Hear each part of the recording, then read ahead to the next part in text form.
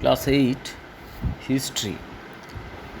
We have already known about the Battle of Plassey and its aftermath and the reasons behind the battle. But I have to tell you a few more words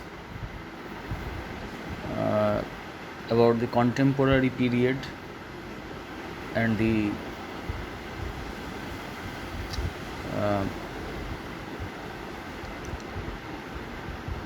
the bones of contentions between the Nawabs and the European uh, businessmen and the people of Bengal, of course. We have also known about Borgi attack in Bengal. আমরা ছোটোবেলায় যখন আমাদের মা ঠাকুমারা ঘুম পাড়াতেন, মনে আছে, খুব ছোটো নই, ধরো 4 বছর 5 বছর বয়স, তো একটা সুর করে গানের মতন সুর করে করে একটা ছড়া বলে বলে ঘুম পাড়াতেন বাচ্চাদের। অনেক বাচ্চাকেই এইভাবে ঘুম পাড়াতে পরবর্তীকালে বড় হয়েও দেখেছি আমি। তো ওই ছড়াতে ছেলে ঘুমোলো পাড়া জুড়লো, বর্গি এলো দেশে। বর্গি মানে মারাঠা দস্যু, যারা এই উত্তর ভারতে এবং বাংলায় বারে বারে আক্রমণ করেছে। নবাব আলীবর্দী খাঁয়ের আমলেও। Between 1742 and 1751, the Marathas attacked various regions of Bengal and Odisha and engaged in loot and plunder. A description of such Borgi attack was given by the sufferer, the Bengali poet Gangaram, who was himself the sufferer of this attack, the victim of this attack. A picture of plunder and violence is depicted by him. The Borgis unleashed violent plunder in different parts of Bengal. The Nawab's capital Murshidabad was also not spared. The Nawab and the Marathas entered into a treaty in 1751. In the treaty there was a line of demarcation. The Borgis, the Marathas were tried to keep limited to certain areas. And during the Maratha attack, many people were forced to leave western part of Bengal and travel to the east, to North Bengal and to Calcutta, because the forces of the Nawab were not able to protect the people. The British merchants in Calcutta gave shelter to many. The company had become a protector as an alternative to the Nawab. A ditch was dug in Calcutta to prevent Maratha attack. It was called the Maratha Ditch. The British settlement in Calcutta has a description of it in its correspondence. Our business, that means British business in Calcutta, Kasim Bazar and Patna, stopped for some days. In Calcutta, 100 Boxer soldiers were employed and a militia was formed with the local sahibs. The merchants of Calcutta proposed that to protect their homes, they would dig a canal around the city at their own expense. Our council accepted the proposal and against the bond of 4 main people gave a loan of rupees 25,000 to be returned in 3 months. By 3rd February 1744, the Maratha ditch was dug from the door of the fort, means Fort William, to the main road leading to Salt Lake. Now work has started to take the ditch to the company's boundary at Govindpur. This extract was taken from the Maharashtra Puran. and the letters from the British records. The letter has been taken from Jadunath Sarkar's essay, Borgir Hangama. The fort mentioned in the letters of the British was near Calcutta's General Post Office of today. This story was mentioned by me before. Still, I wanted to remember it so that the total chain of events can be correlated. One powerful aristocrat in the Mughal court was Mir Kamaruddin Khan Siddiqui. Emperor Aurangzeb gave him the title of Chin Kulich Khan, later from Emperor Farrukh Shiar and Muhammad Shah respectively. He took the title Nizamul Mulk and Asif Jah. He established the kingdom of Hyderabad in 1724. And in Ajodhya or Avodh, what happened? Avodh emerged as an autonomous provincial power in 1722 under Sadat Khan. As Mughal administrator, Sadat Khan's job was to counter the rebellion of local kings and chieftains. For his quick success, the emperor bestowed on Sadat Khan the title Burhan ul Mulk as a reward for his success. Sadat Khan got the emperor to appoint his son-in-law Safdar Jung as the administrator of Awadh. Simultaneously, he removed the Diwan's office from Delhi's control. No information regarding revenue collection reached the Mughal exchequer. Sadat Khan included local non-aristocratic persons in the Jagirdari system. A new ruling class who supported him emerged in Awadh. Among them were Indian Muslims, Afghans and Hindus, but Sadat Khan did sever his ties with Mughal court. Did not sever his tie. সম্পর্ক বিচ্ছিন্ন করলেন না মুঘল দরবারের সঙ্গে. Sadat Khan died in 1740. By that time, an independent rule had been established in Awadh. However, the Mughal authority was still formally acknowledged. They were intelligent to acknowledge the authority of the Mughal, though they did not obey their orders. They did not carry out their orders or pay taxes to the Mughal Darbar. Before Safdar Jung died in 1754, his son Shuja-ud-Dawla became Ajodhya's ruler. Shuja-ud-Dawla held undisputed authority in Ajodhya before the Battle of Buxar in 1764 that we will discuss later. Now, the changing relations between the Nawab of Bengal and the British East India Company. European traders, from traders of many European countries, they came to India. They were coming to India. They were Portuguese, British, French, etc. And theirs were mainly commercial companies, and they were traders. They did business in Bengal during the Murshid Quli Khan's time. Among them, the Portuguese, British and the French were the most powerful. The English East India Company set up the major enterprises. As Nawab, Murshid Quli Khan avoided feuds with the foreign traders. এদের সঙ্গে ঝগড়াঝাটি করাটা এড়িয়ে যেতেন মুর্শিদ কুলি খান. শুধু দেখতেন যে he was conscious to see that his authority was in no way undermined or compromised by the foreign companies. এই বিদেশি কোম্পানিগুলো তার কর্তৃত্ব যেন ক্ষুণ্ণ না করে, এইদিকে তিনি কিন্তু সচেতন ছিলেন, কিন্তু তাদের সঙ্গে ঝগড়াতেও যেতেন না.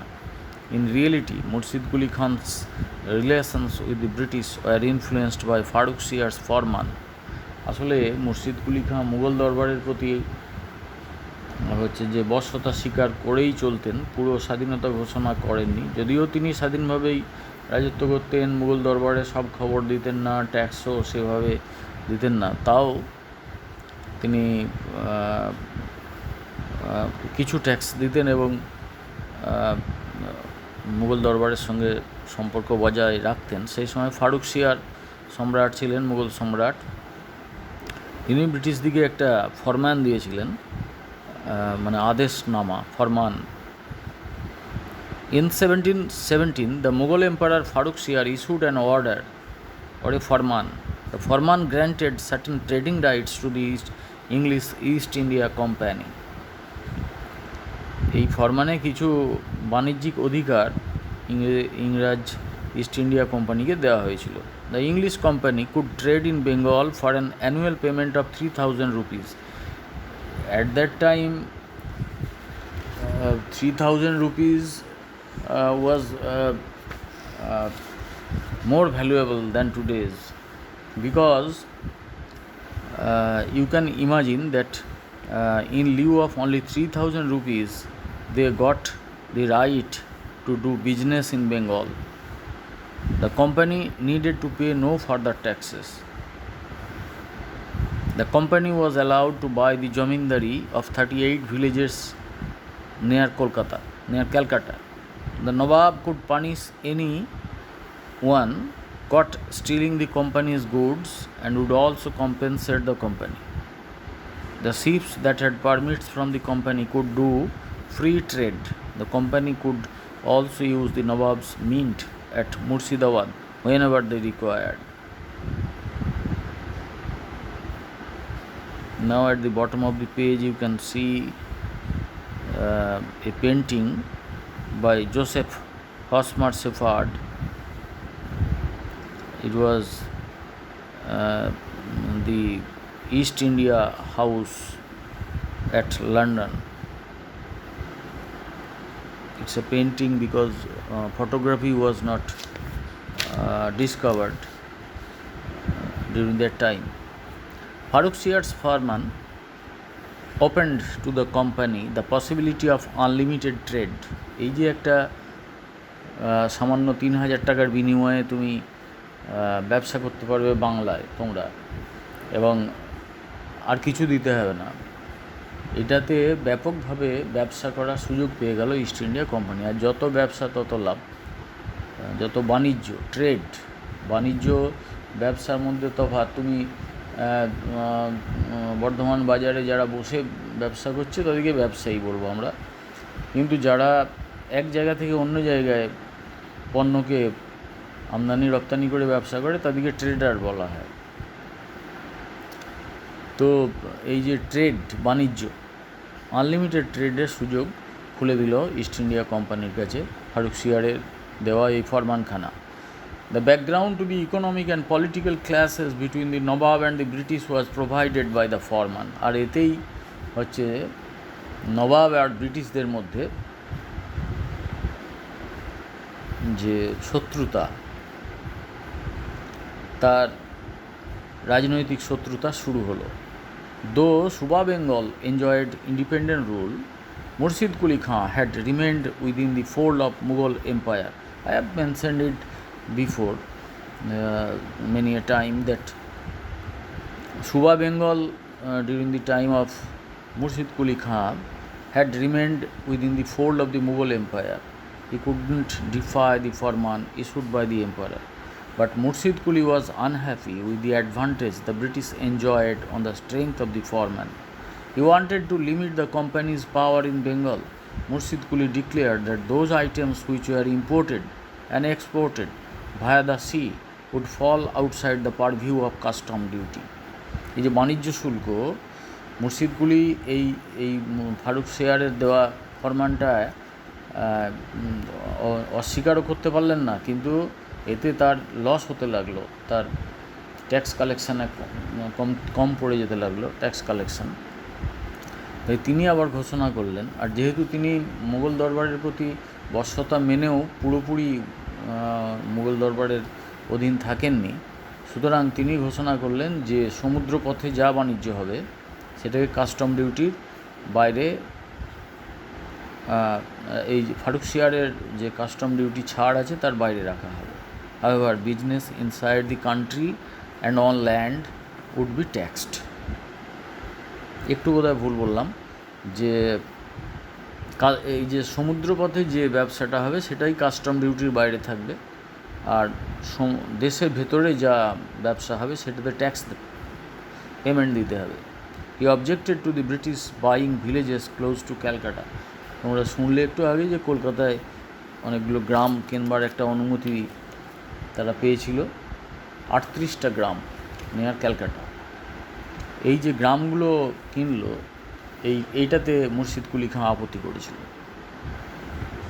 He did not allow the British to use the royal mint at Murshidabad. আবার নবাবের যে টাকসাল, সেখানে নবাবের শাসনকালে যে মুদ্রা চালু ছিল সেটা নবাবের মুদ্রা প্রচলিত, সেই টাকসালটা ইউজ করে মুদ্রা ছাপিয়ে নেবে, এটাতে মুর্শিদ কুলির আপত্তি ছিল। Farrukhsiyar's farman gave only the British the right to enjoy relaxation of custom duty on their items of trade, but the merchants misusing the dastak for their private. এই যে ফরমান, এটাকে দস্তক বলা হতো, বাট দ্য মার্চেন্টস এই বণিকরা মিসইউজিং অপব্যবহার করতো the dastak for their private, তাদের ব্যক্তিগত কারণে। চিটেড দ্য নবাব, এবং তারা নবাবকে ঠকাতো। The Nawab's employees collected money from the British on various pretext.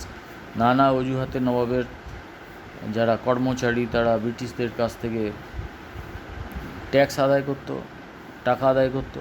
They sometimes oppressed the British merchants too. তারা কখনো কখনো ব্রিটিশ বণিকদের ওপর অত্যাচারও করত।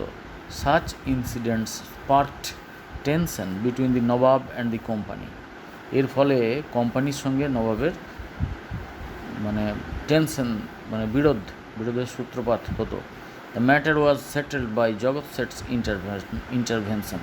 জগৎ Seth's name has been mentioned by me before, and this matter of dispute was settled by Jagat Seth's intervention, but this was the origin of the conflict between the British and the Nawab.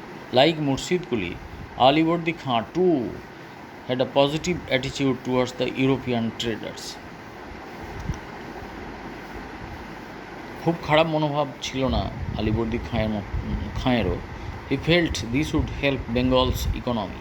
ব্যবসা বাণিজ্য হলে মানুষের আর্থিক স্বাচ্ছন্দ্য বাড়ে, এটা সবাই জানে। তো এই বাণিজ্যের ফলে বাংলার যে ইকোনমি, বাংলার যে আর্থিক অবস্থার ভালো হবে, এটাই আলিবর্দি খাঁয়ের বিশ্বাস ছিল। But Alivardi took care to see that the foreign companies did not increase their military strength. কিন্তু এটাও নজরদারি করা হতো যে এইসব বিদেশি কোম্পানি তাদের সামরিক বল যেন না বাড়ায়। হি kept vigil so that the foreign traders did not challenge his sovereignty. তার যে সার্বভৌমত্ব, এইটা যাতে চ্যালেঞ্জ না করে ব্রিটিশরা, সেদিকে তিনি তীক্ষ্ণ নজর রাখতেন। On the other hand, the Nawab took care that the British traders who were helping Bengal's economic growth could carry on their activities without any form of harassment. কোনো রকম হ্যারাসমেন্ট ছাড়াই ব্রিটিশ কোম্পানি যাতে বাংলায় তাদের ব্যবসা করতে পারে, যার ফলে বাংলার আর্থিক উন্নতি হয়, সেদিকেও নবাব লক্ষ্য রাখতেন। কিন্তু ব্রিটিশদিকে সৈন্য তৈরি করতে দেবেন না, এই ব্যাপারেও লক্ষ্য রাখতেন। He had no intention of driving the British away from Bengal. এই বাংলা থেকে ব্রিটিশদিকে তাড়িয়ে দেওয়ার কোনো ইচ্ছা আলিবর্দি খাঁয়ের ছিল না। He also kept strict watch that the foreign traders did not quarrel amongst themselves. এই তো নানা রকমের ফরেন ট্রেডার্স আছে, নানা জাতের, পর্তুগাল থেকে এসেছিলো, পর্তুগিজরা, ফ্রেঞ্চরা, এই ইংলিশরা, এরা যেন নিজেদের মধ্যে কোনো যুদ্ধে জড়িয়ে না পড়ে, ঝগড়ায় জড়িয়ে না পড়ে, এই ব্যাপারেও আলিবর্দি খাঁ তীক্ষ্ণ নজর রাখতেন। This was the reason why the French and the British did not get into direct conflict in Bengal. এই জন্য বাংলায় ফরাসিদের সঙ্গে ব্রিটিশদের লড়াই বাঁধেনি। Alivardi prevented both companies from building forts in Bengal. এই বাংলায় দুর্গ নির্মাণে বাধা দিয়েছিলেন আলিবর্দি, দুটো কোম্পানিকেই বাধা দিয়েছিলেন, French company, British company, east India company, উভয় পক্ষকেই বলেছিলেন না, এখানে কোনো দুর্গ নির্মাণ করা যাবে না। Alivardi argued that merchants had no need for forts. তার বক্তব্যের সপক্ষে তিনি যুক্তি দিতেন যে তোমরা তো এসছো বাবু ব্যবসা করতে, তোমাদেরকে প্রোটেকশন দেবো আমরা, আমাদের ফোর্স আছে, তোমাদের তো এখানে দুর্গ নির্মাণের কোনো প্রয়োজন নেই। Besides the Nawab himself was concerned about their security, তোমাদের নিরাপত্তার দায়িত্ব তো আমার। During the Maratha attack of 1744, Alibordi Khan demanded 30 lakh rupees from the British company. 1744 যখন বর্গী অ্যাটাক হলো তখন ব্রিটিশ কোম্পানির কাছ থেকে আলীবর্দী খাঁ 30 লক্ষ টাকা, তোমরা একটু আগেই শুনলে যে মাত্র 30,000 টাকায় বাংলায় ব্যবসা করার ফরমান দিয়ে দিয়েছিলেন ফারুক সিয়ার, আর এখানে 30 লক্ষ টাকা চেয়ে বসলেন। The company refuse to pay up, company দিতে অস্বীকার করলো। This adversely affected relations between the British and the Nawab, এতে ব্রিটিশদের সঙ্গে নবাবের সম্পর্ক খুব খারাপ হলো। Alivardi and the British came into conflict again in 1748 when the company confiscated the ships of the Armenian merchants. Armenia দেশ থেকে আসা যে বণিকরা তাদের জাহাজ দখল করে নিয়ে সেটাকে বাজেয়াপ্ত করেছিল ব্রিটিশ কোম্পানির লোকেরা। তাতে সেটা 1748 ঘটেছিল। ব্রিটিশদের এই অ্যাক্টিভিটিটা আলীবর্দী খাঁকে খুব ক্রুদ্ধ করেছিল। Alivardi finally saved the Armenian ships by threatening the British with dire consequences. Alivardi ব্রিটিশদিকে বললেন যে ভয়ঙ্কর পরিণাম হবে, এই আর্মেনিয়ানদের জাহাজ ছেড়ে দাও। তো এইভাবে তাৎক্ষণিকভাবে তিনি আর্মেনিয়ানদের জাহাজ ব্রিটিশদের কবলমুক্ত করেছিলেন এবং সেই কনফ্লিক্টটাকে এড়িয়ে গিয়েছিলেন। Relation between Sirajuddaulah and the English East India Company, battle of Plassey. I have given you detailed discussion about the Battle of Plassey. Still I want to remember one or two things, that in the Battle of Plassey, due to the treacherous activity of Mir Jafar, the commander in chief of the army of Siraj-ud-Dowla, the British could conquer, British could dethrone Siraj and enthrone Mir Jafar in return for Mir Jafar's charity towards the British, and they demanded a huge ransom from Jafar Ali Khan and Mir Jafar Ali Khan, and Siraj had the intelligence of understanding that the East India Company was gradually expanding their trade, commerce, as well as their military power. They were forming militia with the people who fled Bengal after the Borgi attack, and they were protected by the British. With those Indians, disgruntled Indians, they raised an Indian army led by the British commanders, and all these news reached Siraj. The news of the fortifying the fort also reached the Nawab, and finally the Nawab's army attacked the British settlement at Qasim Bazar. The Nawab's army defeated the British and captured Kolkata on 20th June 1756.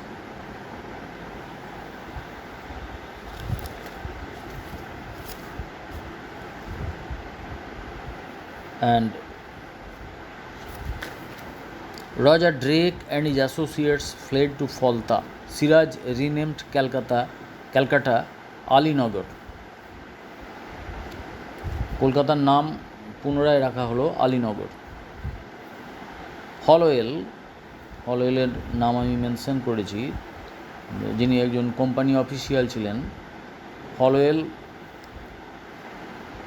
who was a company official spread the story that on occupying Kolkata, Siraj had locked up 146 British men and women in a small room, and many prisoners died as a result. This incident is a figment of imagination.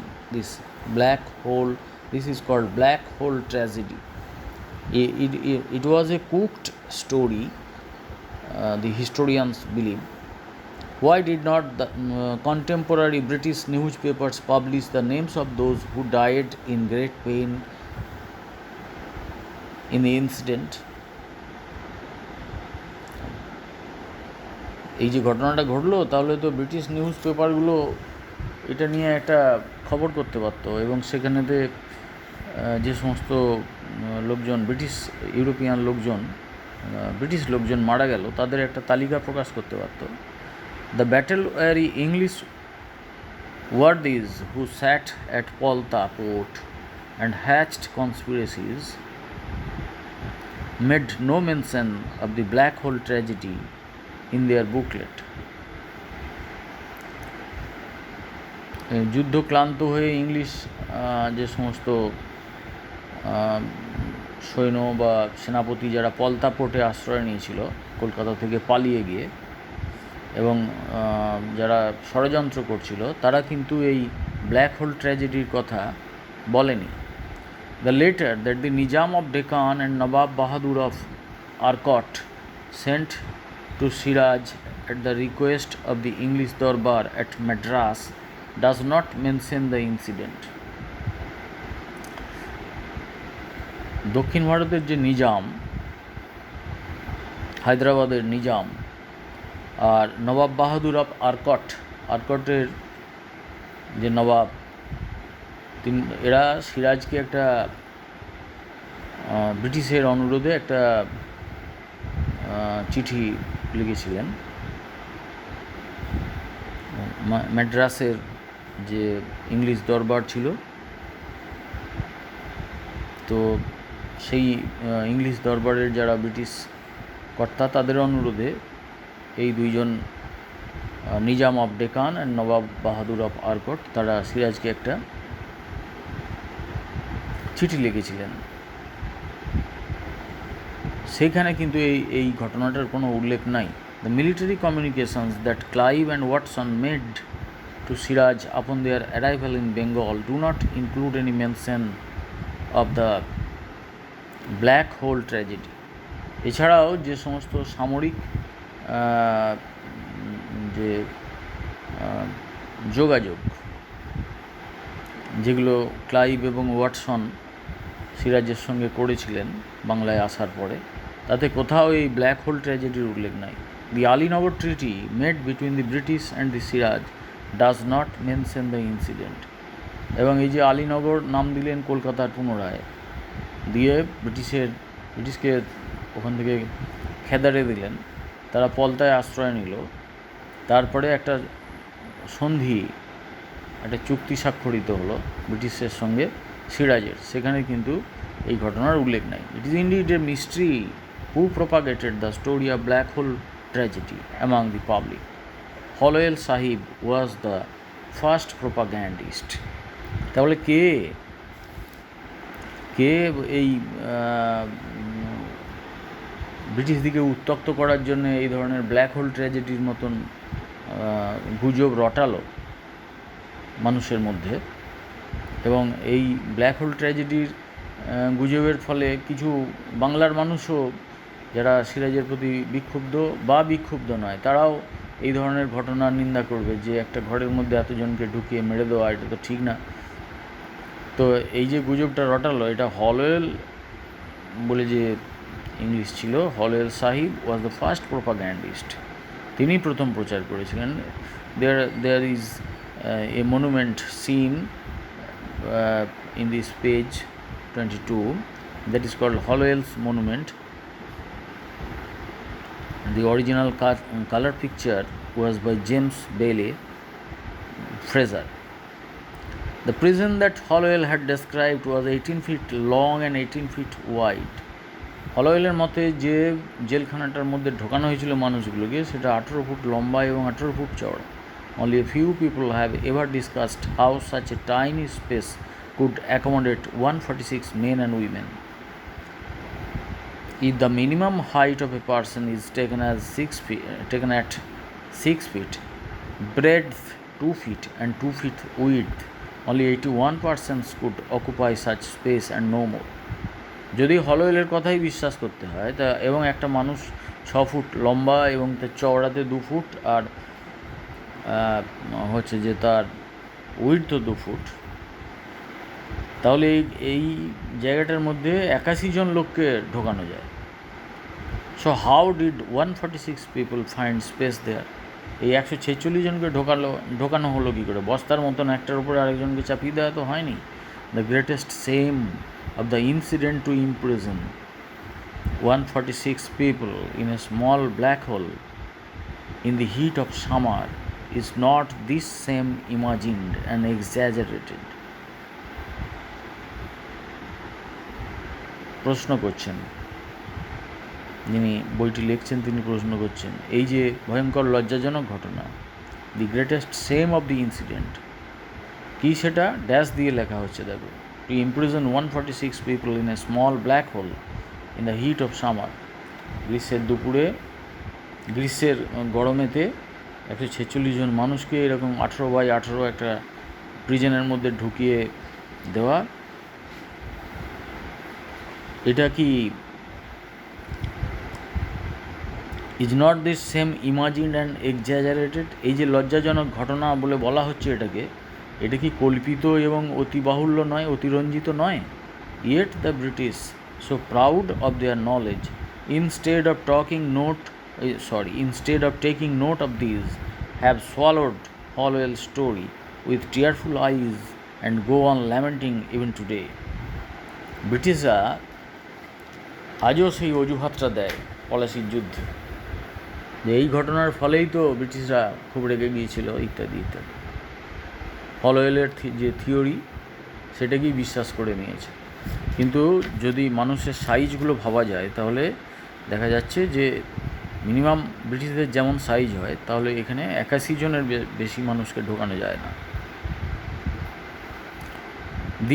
The above account has been taken from Akshay Kumar মৈত্র's essay অন্ধকূপ হত্যা। দি black hole tragedy এর বাংলা হলো অন্ধকূপ হত্যা, রহস্য নির্ণয় or solving the mystery of black hole tragedy.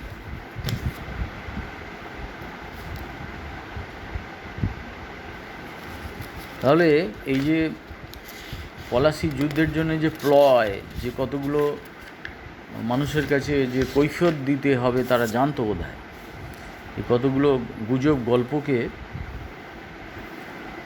ছড়িয়ে দেওয়া হয়েছিল এবং মানুষকে উত্তেজিত করার জন্য এটা যথেষ্ট ছিল, ব্রিটিশদেরও উত্তেজিত করার পক্ষে এটা যথেষ্ট ছিল। Siraj could not hold on to Calcutta for long, দীর্ঘদিন কলকাতার দখল সিরাজউদ্দৌলা রাখতে পারেননি। In 1757 the British army under Robert Clive reoccupied Calcutta. 1757 Plassey যুদ্ধ হয়েছিল, ওই বছরই ওরা কলকাতা পুনর্দখল করে নিয়েছিল ব্রিটিশরা। So the Bengal nawab had to sign a treaty with the British, তখন বাংলার নবাব ব্রিটিশদের সঙ্গে একটা সন্ধি করতে বাধ্য হয়েছিলেন। The English company got back its trading rights through the Alinagar treaty.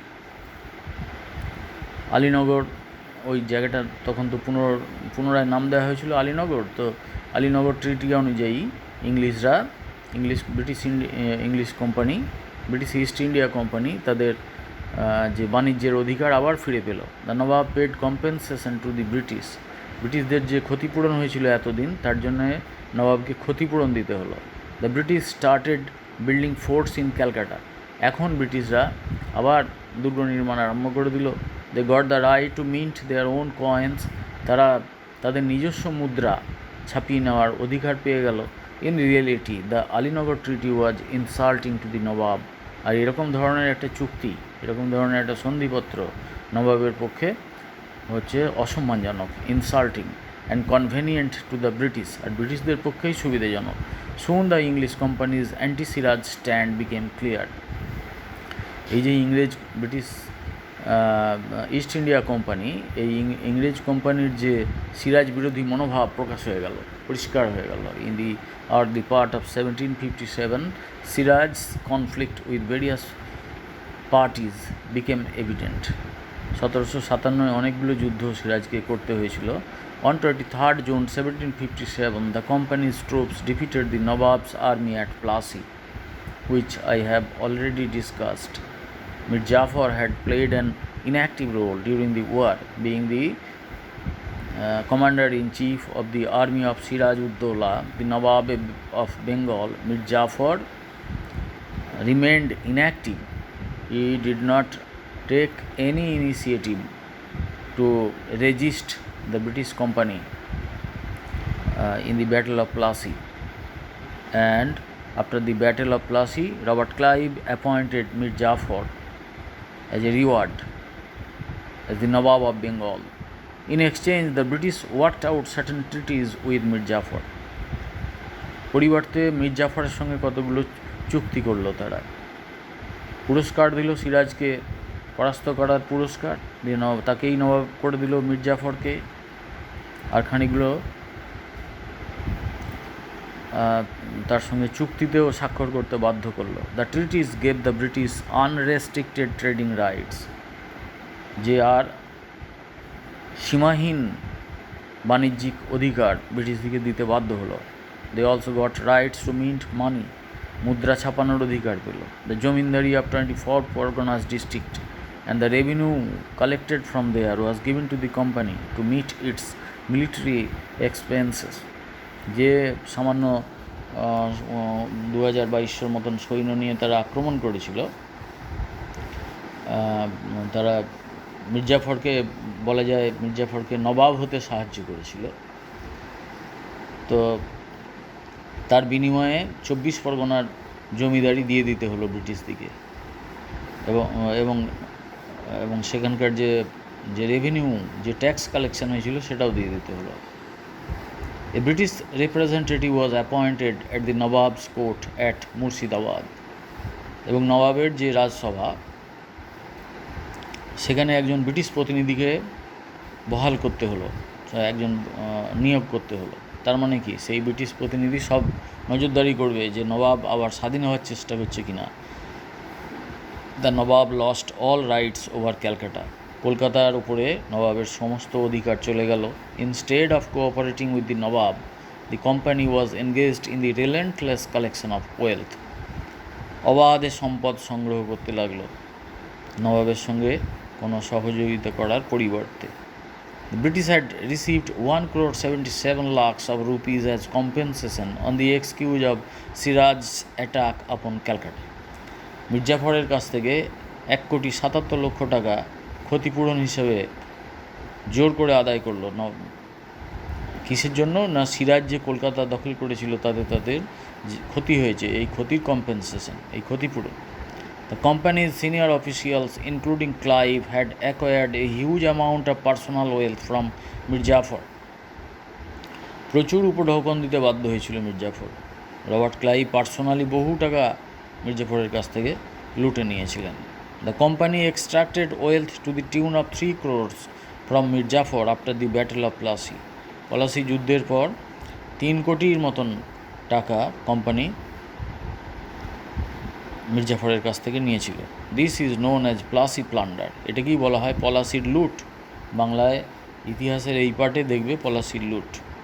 Obviously the Nawab's treasury had been emptied due to this loot, নবাবের যে রাজকোষ তা শূন্য হয়ে গিয়েছিল এর ফলে. দেন Clive returned to England in 1760. At that time, many British officials had intended to remove Mir Jafar from power. 1760 Clive ইংল্যান্ডে ফিরে গেলেন. ওই সময়তে অনেক ব্রিটিশ অফিসিয়াল চাইছিলেন যে মির্জাফরকে ক্ষমতা থেকে সরিয়ে দিত. The nawab was unwilling to meet the company's demand for money.